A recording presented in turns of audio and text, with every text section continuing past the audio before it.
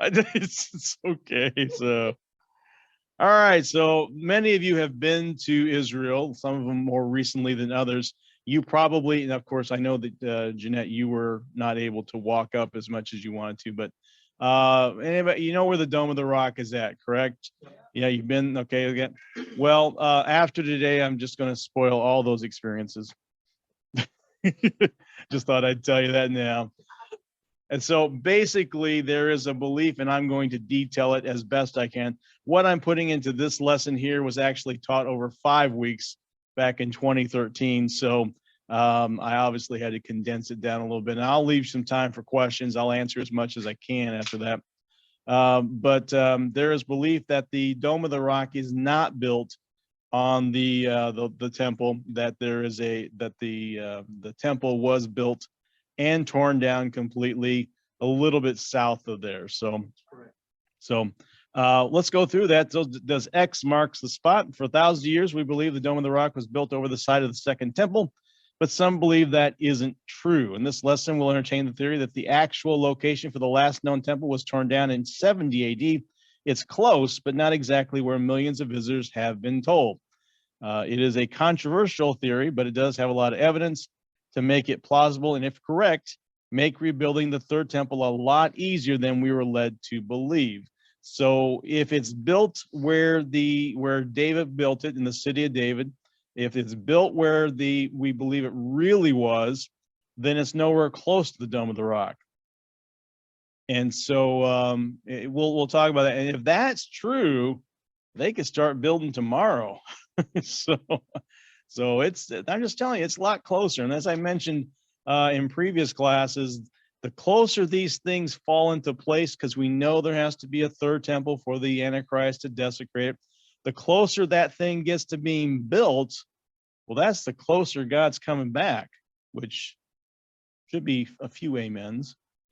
You take good news poorly. I'll just say that. So and so that's the importance, at least one of the importance of all this, is that we know that the closer we get to these signs, now it is very possible that they could be worshiping in the temple and having sacrifice in the temple before the Psalm 83 war, and the Psalm 83 war and the war of Gog and Magog could be closer together, which would actually point to the theory that the Antichrist has to make sure he keeps Israel in check, because they will be so. Can you imagine you win one war and dispense with the radical Islam threat in one war, and the second war you're imaginably just impossibly outnumbered, and then God intervenes?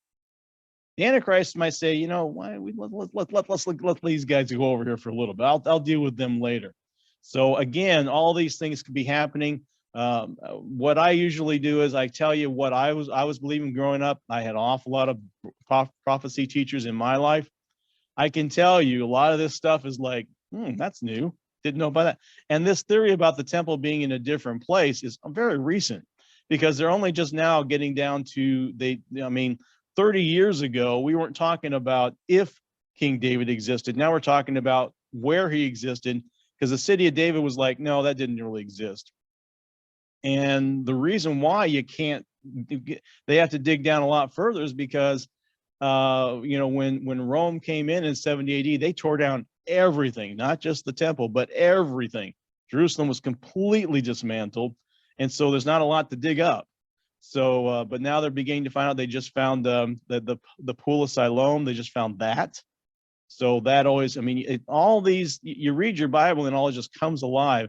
Those of you who've been to Israel recently, you know that the Bible just comes alive for you. You just start finding out, wow, you go, oh man, I went there, I went there, I went there, and went there. And so it's amazing. So in any event, all those who believe the Ark of the Covenant was hidden below the former temple would not have issues excavating to find it, and we explain why they now have it in their possession. So because the Muslims say there's no way, if the Ark of the Covenant is below where we think it is, there's no way we're going to let you in there. We're not going to let you get in. We're not going to let you do any of that stuff. So if it's not where they think it is, it's easy to find. So a lot of these things are falling into place, like I said before. Now, Now that we have the red heifers in Israel, we talked about that last week, just the actual building is needed.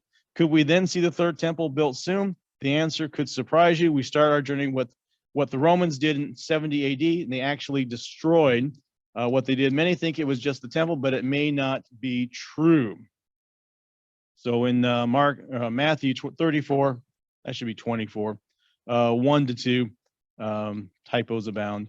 Jesus left the temple and was walking away when his disciples came up to him to call his attention to its buildings. Do you see these things, all these things, he asked? Truly, I tell you, not one stone will be left on another. Everyone will be thrown down. People assume that was just the temple he was talking about. He was talking about the whole thing, the whole city. In his Olivet Discourse, Jesus says the temple would not exist in the last days because it will be completely destroyed with no stone left on another. This is widely believed to what happened in 70 AD. However, we see a Western Wall and an Eastern Wall today. So how did that happen? If you got an Eastern Wall and a Western Wall, then what did they destroy? Okay, so that's another question here. So no stone left behind. Again, I mentioned to you, Matthew, Mark, Luke, both describe the same event. Christians are aware of the 4 prophecies given by Jesus in the New Testament, that there would be no stone left upon another of the temple and its walls, or even the city of Jerusalem and its walls. So that's it. That's where you have to understand the Roman emperor, whoever it was, did not want to hear about the Jews again. So he wasn't just going to destroy the temple. He was destroying everything. He was razing the entire city. He was going to kill as many Jews as he could. You've heard of Masada. Some of you have been there. That was the last, and people are amazed there because I think five people survived that, and they lived to tell about. We'll quote some of them here. But what I'm saying is that when Jesus was telling them, hey, nothing is going to exist, before, it's nothing, not the temple, not anything, because they had obviously walked outside the wall. But then the question remains, well, if nothing was left, why do we have a Western Wailing Wall? Why do we have an Eastern Gate? Why do we still have all that? What used to be there? So that's what we're going to talk about here. But strange that it may appear, the walls surrounding the Haram-e-Sharif mosque still remain in the glory, with the 10,000 Herodian and pre-Herodian stones solidly in place in their lower courses. If those stones and all those of the temple, the prophecies of Jesus, can be seriously doubted as having any historical value or merit in any analysis by intelligent and unbiased followers. Now, when I was there, of course, they told you you're worshiping where the temple used to be.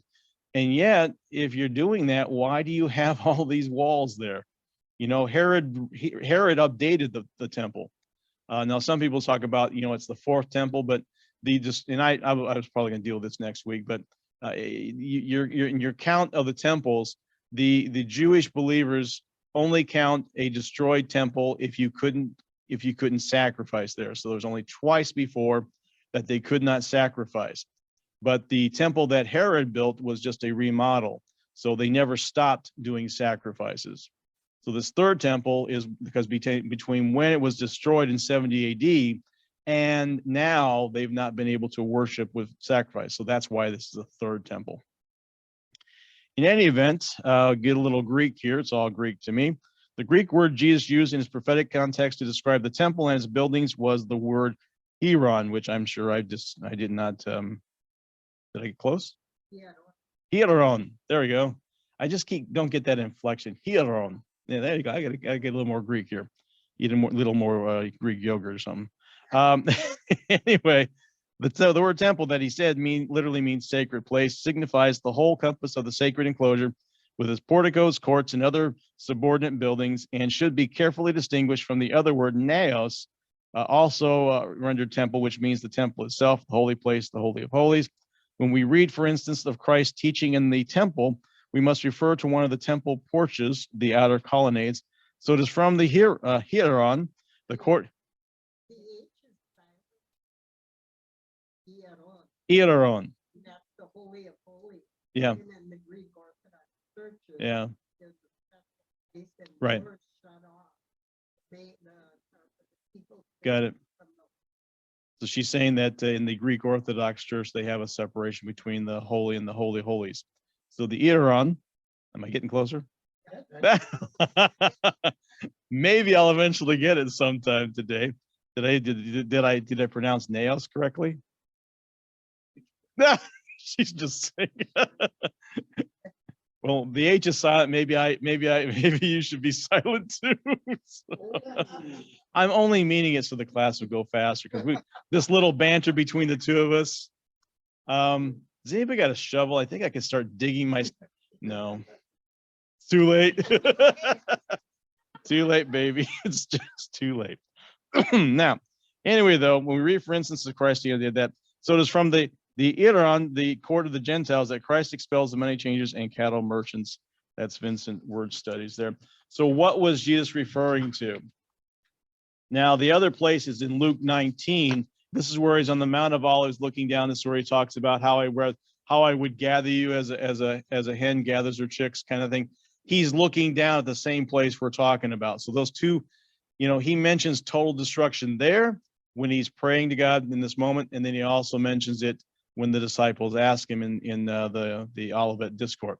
So basically, both places are from the same perspective, looking from the Mount of Olives.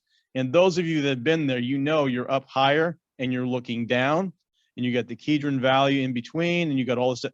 You remember that whole thing. So he's looking down on Jerusalem there. So what was he referring to? When Jesus made his prophecy that no stone would be left on one another, Matthew said that Jesus and his disciples had just departed from the outer precincts of the temple. This means that all of them were at the time viewing the exterior sections of the temple when he gave his prophecy. The Gospel of Mark goes even further. This is why you need to read all of the accounts. And it makes it clear that the outer walls of the temple were very much in the mind of Jesus when he said that they would be uprooted from their very foundations. That's Mark 13:1-2. As he went out of the temple, one of his disciples said unto him, Master, see what manner of stones and what buildings are here. See that? What manner of stones and what buildings are here. Okay, and Jesus answered, saying to them, Seest thou these great buildings? There shall not be left one stone upon another, that shall not be thrown down. So he's talking about the entire city of Jerusalem. Okay. Without the slightest doubt, when Jesus in his prophecy spoke about the destruction of the temple, he was certainly including in his prophecy the stones of the outer walls that enclosed the temple, as well as the buildings of the inner temple. Now, the whole city would be destroyed as well. We go to Luke 19:43-44 for this in the Living Bible. Your enemies will pile up earth against your walls and encircle you and enclose you in and crush you to the ground and your children within you. Your enemies will not leave one stone upon another, for you have rejected the opportunity God offered you. So every time go ahead, Pat. It almost, I wish that you would have brought a picture of this, because the times that I've been to Israel, when they're divulging these things, and it absolutely follows the Bible completely. If I may just mention, at the Wailing Wall, on the far right of the Wailing Wall, becomes the corner, and it turns and it goes north, I believe. Isn't it, or is that east? Well, it doesn't matter. The point is that the first it would be east, I think. The first time I was there, that's simply what it was. The wall was there. Yeah. The next time we came, or I should say the last time we were there, they had continued excavating. As what do they call it? Archaeology. Yes. And lo and behold, they came up with the original stairs that actually go up into the temple, and that was where the regular people would have went up, because the priests and that came across the bridge. Well, I'm just saying this, that for all the years you saw it, you couldn't put this together of what God was saying. Right. But all of a sudden, here it is exposed, just like you're saying right now. Yeah, and it's funny that you had mentioned, and it would be nice if I would bring a picture. I almost added the picture to this lesson. I thought, no, that'll push it out to 6 pages. And now it comes up that maybe I should. So, which well, it's just the context, like you were talking about that room that the men go into. Yeah. And it's not a room. It's actually was just an archway that was for the bridge that went over it. But and actually the bridge that goes, what we think is from the temple out on the backside, was actually, getting ahead of myself here, was actually a bridge between the Roman fort and the temple. So and you're correct. A picture's worth 1,000 words. apparently I didn't want to add 1,000 words to this to this lesson, but if you do look at a breakaway of that, you can find it. If you search for the fort, the Roman fort, put that name in there. When you see that, they'll show the rest of the breakout. So, but you're exactly right. I mean, the more they excavate, the more archaeology has never, write this down. Archaeology has never disproved the Bible. It has never. It always confirms the Bible. So, so you just, I mean, people say, well, what about? Well, give it a few years. You know, they said the Hittites didn't exist. Now they're saying the city of David didn't exist. That David didn't. Now they're finding all sorts of stuff. They're finding the city of David. They're finding all sorts of things. You know, this didn't exist. There's no pool of Siloam. There's none of that stuff. When they start finding it, well, you know, that's a bunch of people who don't want the Bible to be found out to be true. And if they keep their minds open, which some of them maybe have left the other side open too, a little bit too much, wind whistling between their ears. But if they are intellectually honest, that's what I like to call people like that. They're willing to listen. Then you're going to see, because the evidence is overwhelming. I think there's a 4-video set or something like that on the Red Sea and Egypt. It's fascinating what they are finding. They're finding all sorts of evidence for these things, and so you know the Bible is accurate. You may not believe the theology of the Bible, but the history is like right on. It's right accurate. It's exactly accurate. So, all right. So anyway, though. Josephus and Titus agree with Jesus. So about the city being destroyed. Let me go up a second here. Jesus went further than simply prophesying the destruction of the temple and its walls. He also included within his prophetic predictions the stones that made up the whole city of Jerusalem, with every building and house that comprised the metropolis, including the walls that embraced its urban area. So in the prophecy of Jesus, not only the stones that made up the temple and its walls would be torn down, they also included within that scope of destruction even the stones that comprised the totality of the city of Jerusalem. We are left with no ambiguity concerning this matter. The prophecies about the temple and the city of Jerusalem either happened exactly as Jesus predicted, or these prophecies must be reckoned as false and unreliable. I'll go with Jesus. There can be no middle ground on this issue. If one is honest with the plain meaning of the text of the Gospels, Jesus taught that nothing would be left of the temple, nothing left of the whole city of Jerusalem, and nothing left of the walls of the temple and the city. So Josephus and Titus agree with this. Was Jesus correct in his prophecies? Was Jerusalem and its temple walls leveled to the ground? That is what is remarkable is the fact that the eyewitness accounts given by Josephus and Titus agree precisely with what Jesus prophesied. Note that these two men observed, this is, I think, Josephus, Jerusalem with its walls was so thoroughly laid even with ground by those that dug it up to the foundation that there was left nothing to make those that come thither believe Jerusalem had been inhabited.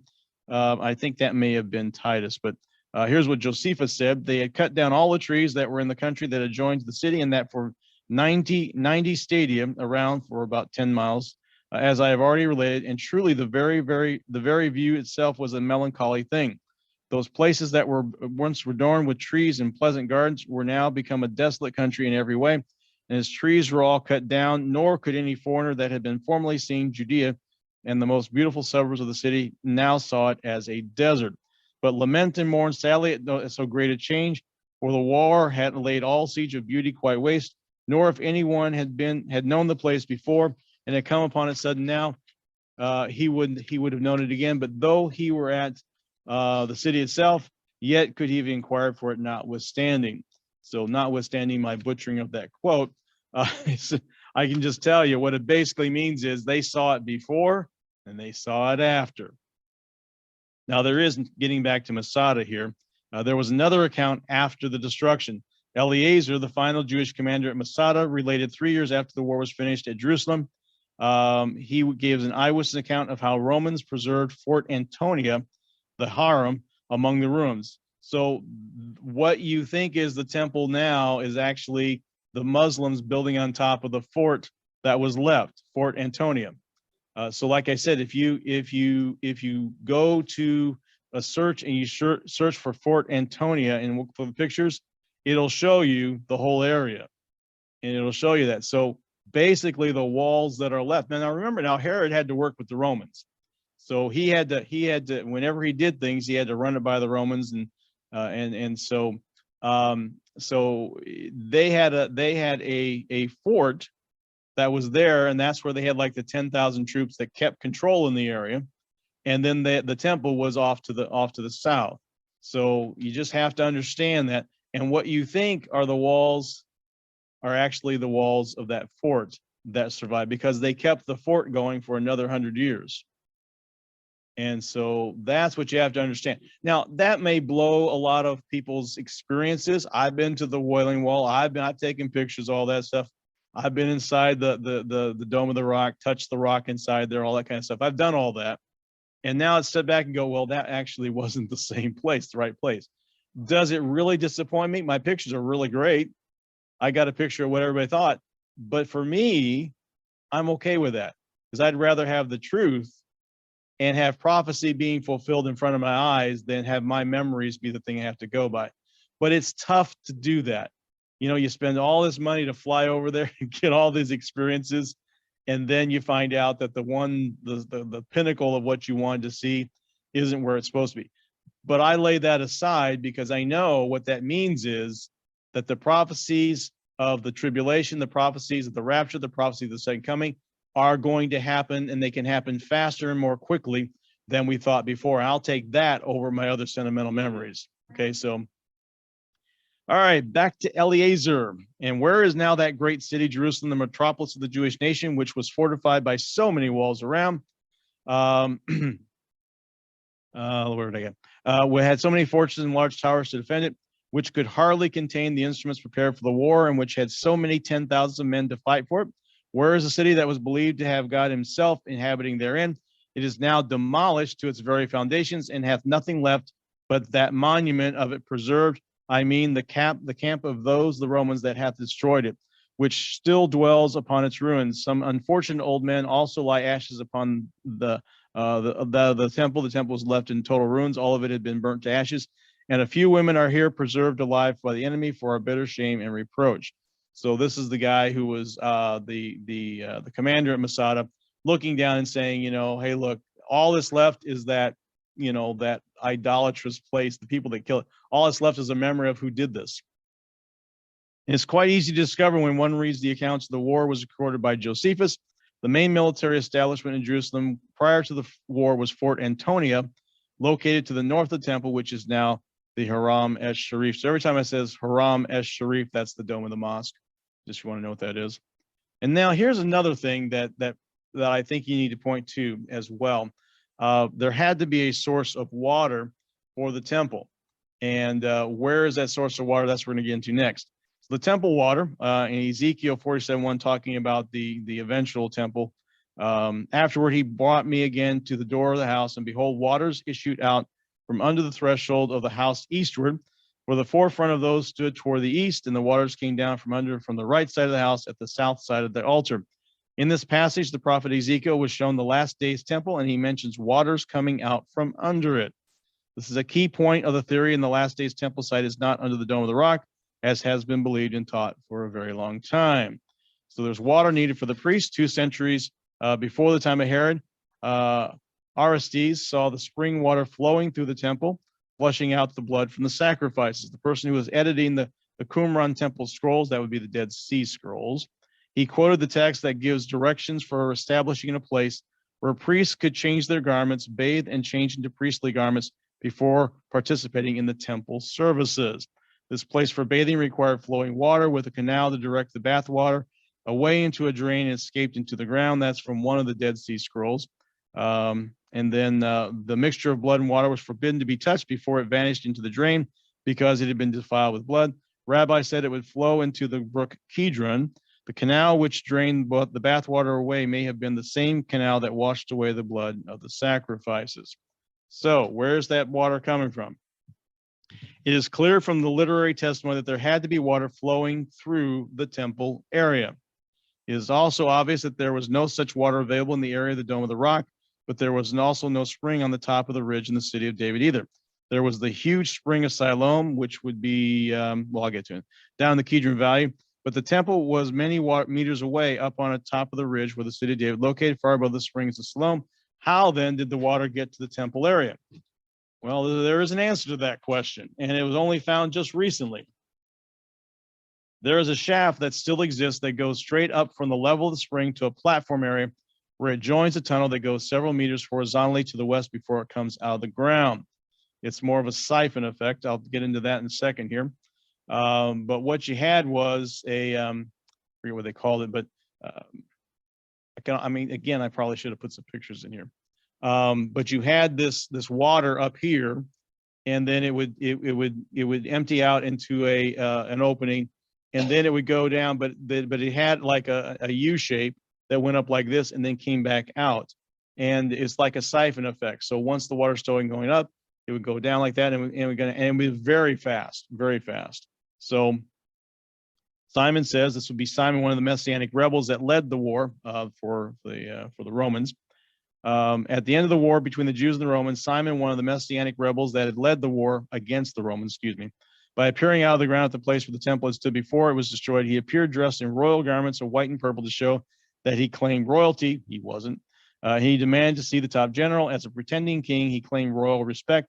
He obviously had been hiding in that tunnel under the temple, which had also been a fortress, the last defense of Jerusalem, and the temple was also a fortress. Fortresses also have to be built where the water can be made accessible for a large number of troops.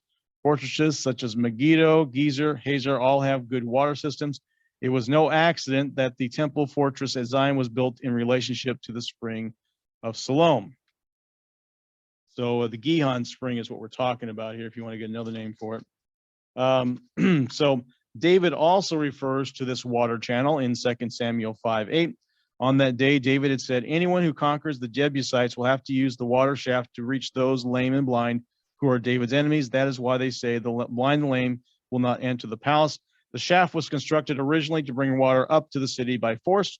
The shaft was known as the water channel at the time of David took the city. So he took the city and he got all that. And then there was a water source. Now, the reason why he mentioned the Jebusites is because the Jebusites came to the area. You don't relocate to a place where there's no water. You just don't do it. Okay, especially in the Middle East where you need water to survive. So the Jebusites who were there before then, they settled there, and there had to be a source of water there for them to survive. So that's what they did. Any city, and I mean any of the great cities have to have a water supply. Now we've gotten creative about that. We find ways to get water to places that don't have them before, but all the cities, just think about it. All the major cities in the world are all next to big bodies of water. So in any event, Jerusalem was, and of course you can look Jebusites, that's, Jerusalem, you can figure it out from there. They moved there. And then when David got there, they had a water source. He mentions it. The shaft was known, like I said, a water channel is normally designed to use water flow from one place to another. There was no water up on the ridge to flow down to the spring, so the water must have flowed upward from the spring to the top of the ridge where it poured out, the temple scroll testified. It evidently had to be possible because Josephus said that was the precise spot where the temple had been before it was destroyed. And Aristeas, the one we mentioned earlier, an early Jewish author, claimed to have seen the water flowing up on the temple level. Where did the water get all the power required to force the water up the channel? There seems to be only one answer. The huge spring of Siloam, or Gihon, was blocked somewhere near the spring and it diverted the water up the chimney-like channel where it would join the horizontal tunnel, taking the water to the temple area where Simon appeared. If this was actually functioning in David's time, as the evidence seems to show, it would mean the Jebusites had strong running water system operating on a ridge 3,000 years ago. Now, I don't know if you got all that, but you got this water that's coming down like this, and it would go all the way down past where the temple's at. But what they did was they capped it off where the temple at, forcing that water to go straight up. Yeah, go ahead.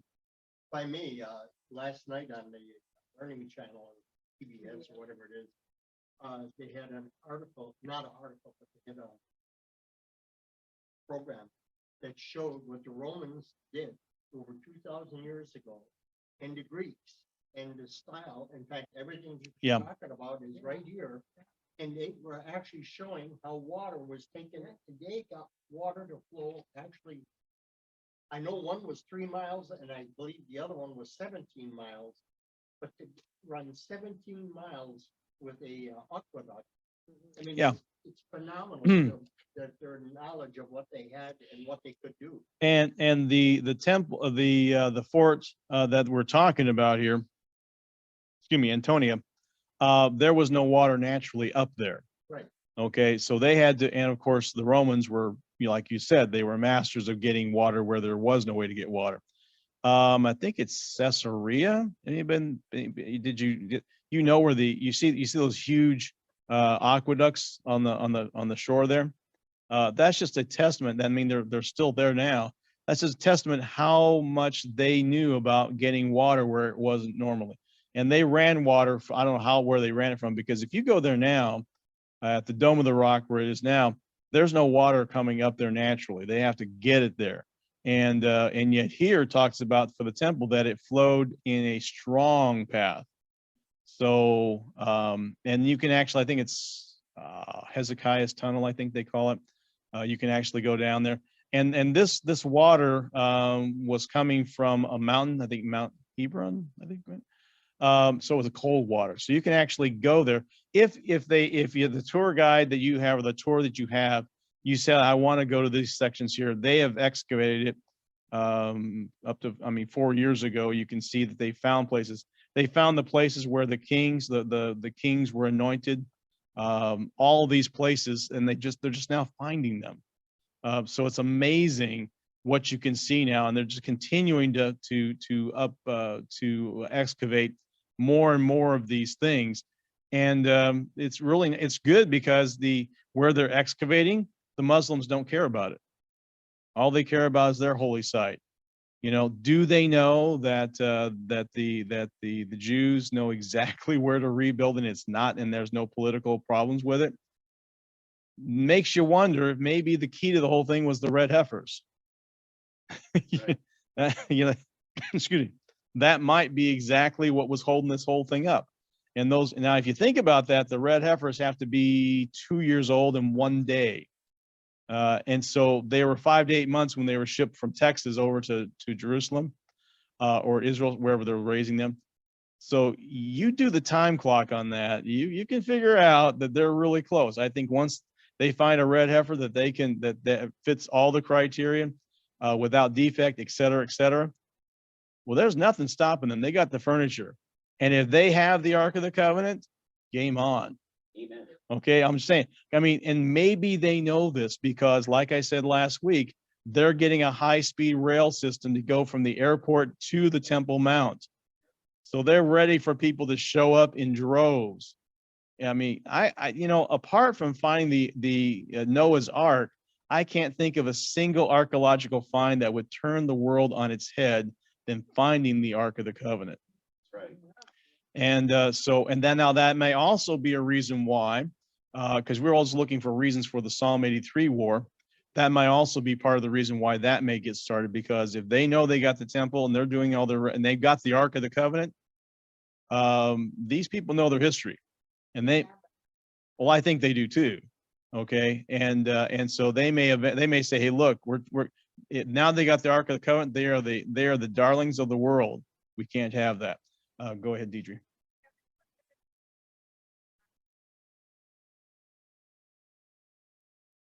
I haven't heard. I don't think it's going to take long. If you got all the materials, you know, waiting to go, and you know, it'd just be a matter of getting the workers in there. You know, but I can't see them. I think like the key to this whole thing, the two things I mentioned last week were the red heifer and the Ark of the Covenant. They've got the red heifer.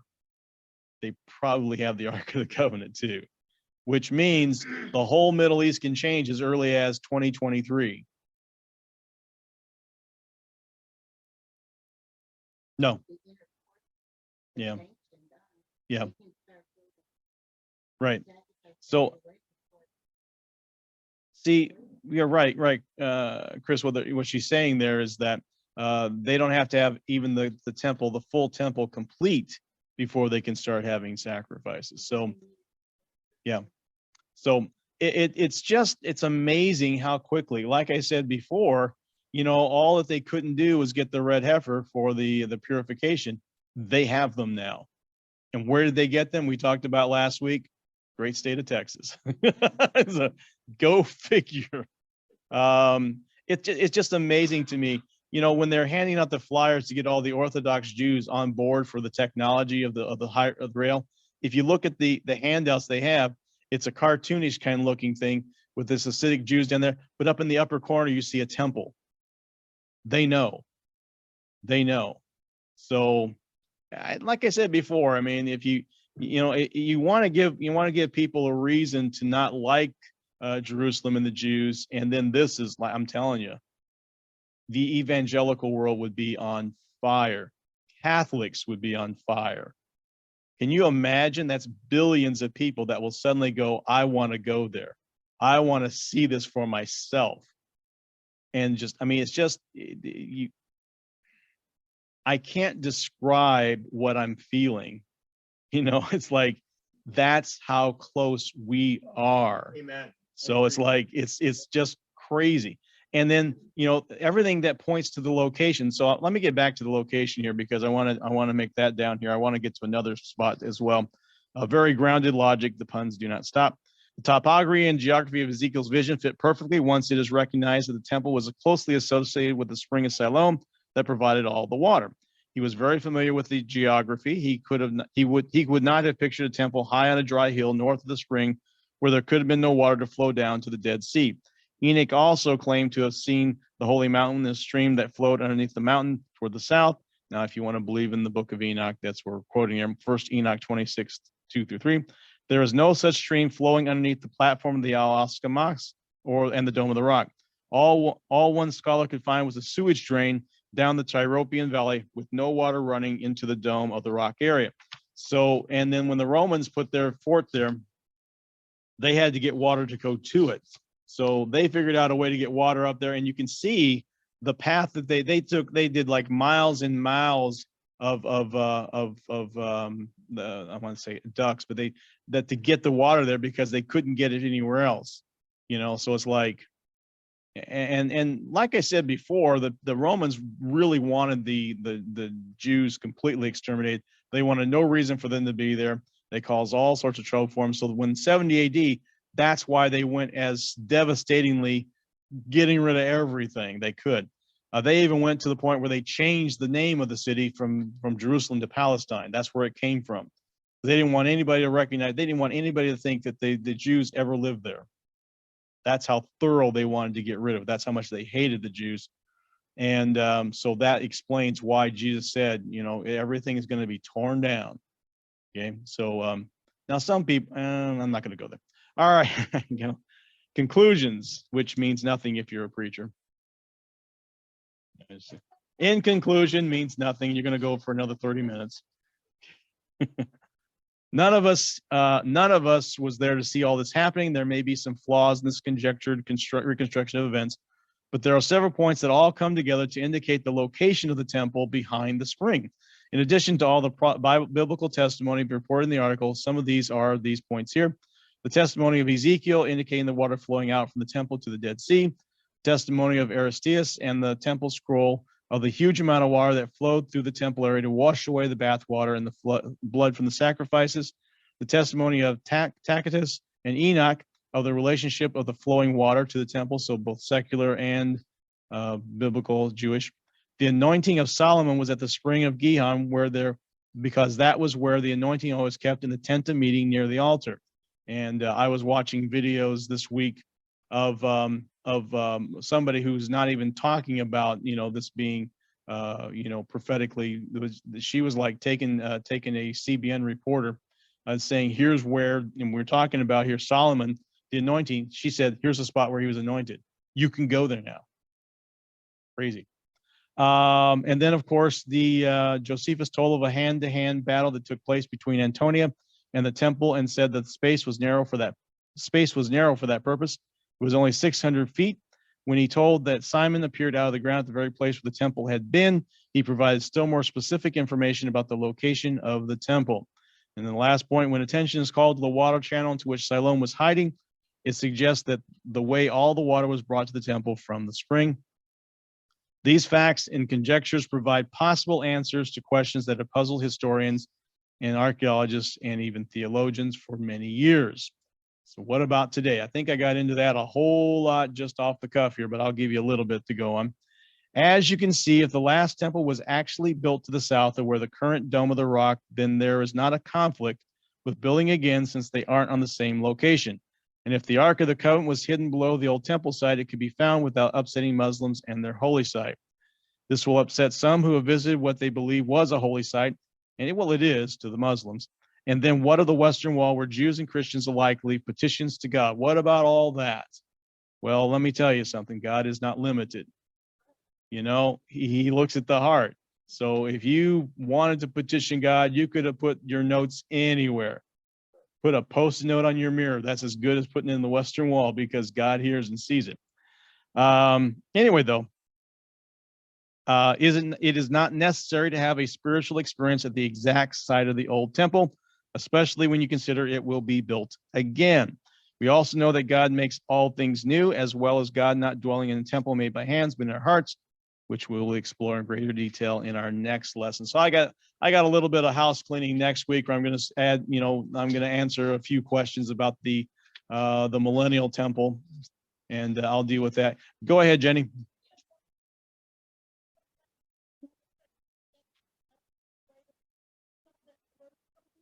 Well, just finding Noah's Ark validates Scripture, and then you can find the Scriptures about it. So I don't think Noah's Ark. And the question was, would they find Noah's Ark? Will that?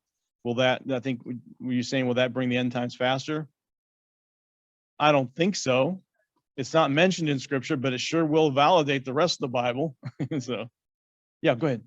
I was Googling, or not Googling, search barring on YouTube. Yeah, we came back from Israel. Yeah. He had a 28-minute video by Jimmy Evans. And he was talking about the Likud party and President, Prime Minister of Vietnam who taken over for the right, exactly, yeah. And he's conservative. He's getting a lot of pressure from conservative rabbis to rebuild the temple. Oh, yeah. 2023, according to this video. My question is that he also made a comment that he would never, ever, ever let Iraq have a nuclear missile because they are sworn to kill Jewish nation. Right, yeah. Jews will wipe off the face there. Yeah. So in that video, Jimmy Evans believes that the first thing he's going to do is destroy the nuclear capabilities. How that has an effect, in your personal opinion, on end times today, if that nuclear capability is destroyed, and what does that have to do with the temple? So what the question was that with Benjamin Netanyahu getting back into power, and with Iran saying, well, yeah, Iran is ramping up now more than ever. Now that Benjamin Netanyahu is in power, they're thinking about taking a strike because they got to get him early, not late. How does that fit in? Well, I think it fits in with the Psalm 83 war, which I keep teasing that I'm going to teach a class again on. But the Psalm 80, what?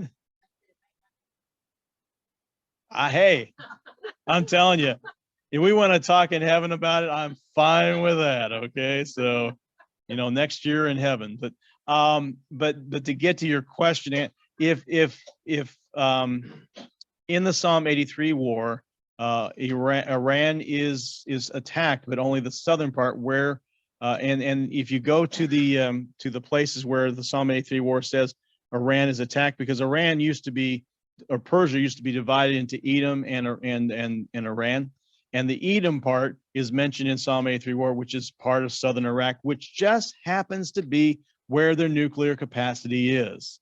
What a coincidence! How did God figure that out?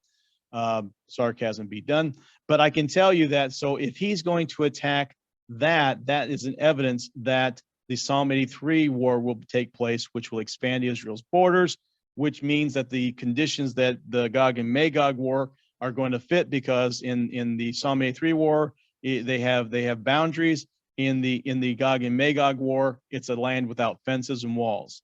So it hits all those things. And then of course, when you got the Gog and Magog war, the boundaries of Israel that are the countries that are coming against them are not close to the boundaries of Israel right now. If they expand their borders, they will be borders. They will be bordering each other. So that's how it gets there. It may be a little circuitous, but I can tell you that if his intentions are to take away Iran's nuclear capacity, that's exactly what's described in the Psalm 83 war. You think that's gonna initiate God and make God war? I think it happens before. But I mean, it'll happen before. I don't know when the war of Gog and Magog will happen. I believe the Psalm 83 war will happen before. And now I'm beginning to believe that the temple will already have been built and they will already be doing the sacrifice. It does not have to happen in the tribulation.